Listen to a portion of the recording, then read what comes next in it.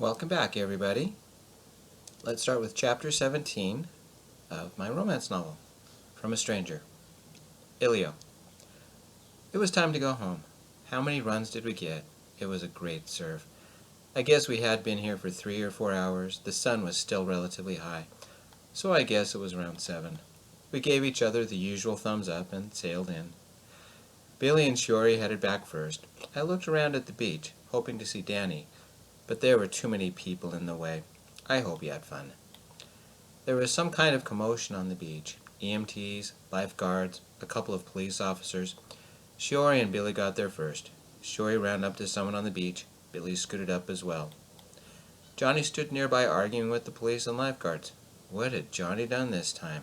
Still no sign of Danny. I drew closer. Shiori had left her board and Billy's lying on the sand. I pulled up and some teens came up to me. Your boyfriend was only playing frisbee. It's not his fault. Okay, that didn't make any sense. You know Danny? That guy over there was not watching what he was doing and hit Danny in the head. The whole world slowed for a moment. That panicky sensation you get right before the roller coaster goes over the edge, that was my stomach. I left my board, too, and ran up the beach. There was Danny, lying on the sand, a huge bump on the side of his head, and holding a frisbee. Shiori held his right hand. Danny's left arm was over his eyes. An EMT was on Danny's left side, asking him questions. What happened? I asked. Danny peeked around his elbow. It was good to see him move.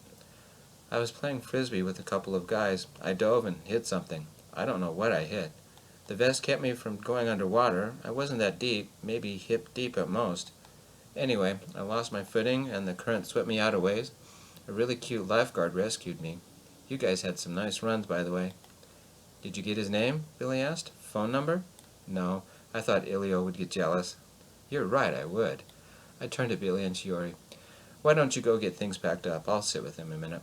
We traded places and I held his hand. You have the worst luck sometimes. Don't I know it? You looked good out there. Thanks. Did you see Billy?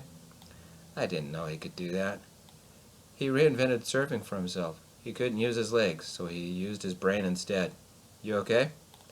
My head hurts a lot. Danny removed the arm from his eyes and stared at me. I ran into somebody's head, didn't I? Was it a kid? There were a lot of kids out there. I thought I was pretty far away, but I guess I wasn't. How bad did they get hurt? First, I looked around. Nobody else is lying on the ground, so whatever you hit, it wasn't a kid. That's a relief. Whatever it was, I hit it hard. Maybe I passed out, and that's why I got so far from shore. I bet you thought I was crazy for making you wear the vest. The EMT smiled. Next time, how about a helmet?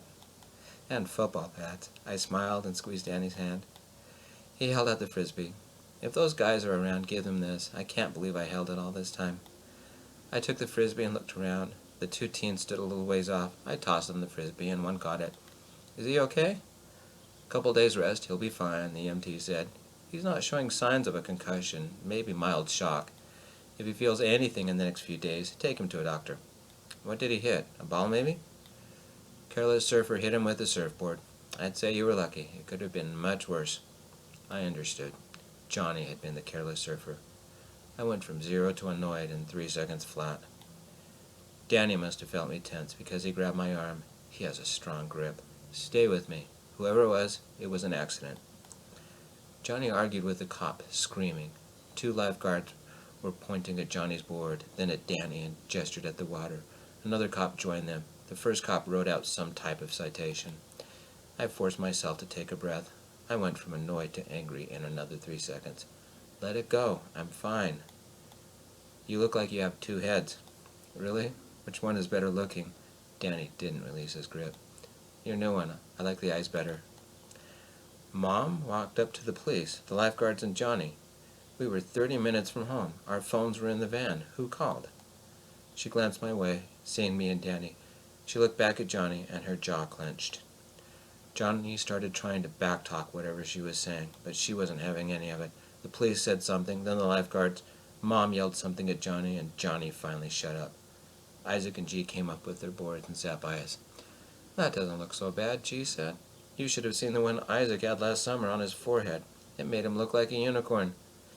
They ran up the beach and helped the others pack. Mom's here. I'll be back in a sec." In another 3 seconds, I wanted to make the same bump on the side of Johnny's head. The EMT said, "I want your boyfriend to stay flat on his back until you leave, and then the same tonight when you get home. If he has to do anything more strenuous than lifting a can of soup, he can wait another day. Any symptoms whatsoever, you find a doctor. Got it?" I took off for Mom and Johnny. This had better be some story. I was already angry at him for the sign, and I was getting angrier. I stretched my hand, clenching and unclenching my fist. "Let me get this straight. You lost your swimsuit, and you think it's his fault. You hit him in the head with your surfboard, in a place where surfboards shouldn't be, send him into currents only experienced swimmers can handle, and you blame him for your swimsuit sliding off when he was floating dozens of feet away, probably unconscious?" "He humiliated me." "And you're humiliating me." "Mom," I asked, "what are you doing here?" "The police called me," she said. "How's Danny?" "The EMT wants him to do the one thing that he can never do. Stay still." Mom shook her head and took a deep breath.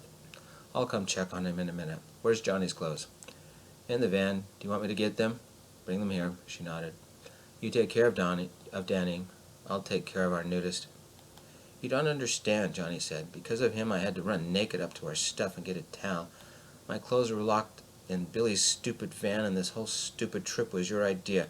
They gave me a ticket and banned me from this stupid beach. If you had just let me back on my computer, none of this would have happened. It's your fault this happened, just like Danny humiliated me." "What kind of suit did you wear? What did you wear under it?" I ran up to our base camp, took the cooler back to the van, grabbed Johnny's clothes, and ran back. Mom and Johnny were in front of Danny this time. The police were walking away, as were the lifeguards. The one EMT stayed by Danny. "A little bump like that," Mom said.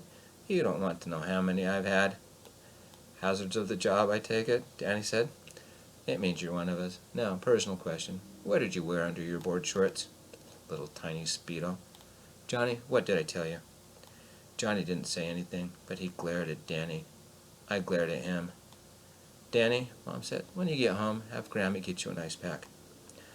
We had everything loaded in about 10 minutes. Johnny had changed back into his street clothes, and Mom had him get on one side of Danny, me on the other, and help him get to the van. Danny could walk fine, but Mom made Johnny help anyway.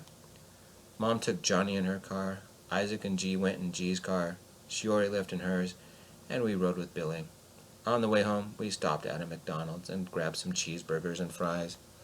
Danny was quiet all the way home. He didn't have that scary look like he did last weekend, just a sad one. "So what are you thinking about?" His mouth smiled, but his eyes didn't. "Suitcases." "Your old life versus the new one?" "Are you being reincarnated?" Billy asked. "Do you want to go back to your old button-downs and smelly shoes?" I asked. "I don't want to go back, period." "I don't want you to go back either." I pushed him forward a little and massaged his shoulders. He hadn't put his shirt on since before we got to the beach, and it gave me a chance to loosen up the tension in his neck. "That's not fair," Billy said, glancing our way as he changed lanes. "Shiori's not here to rub my neck.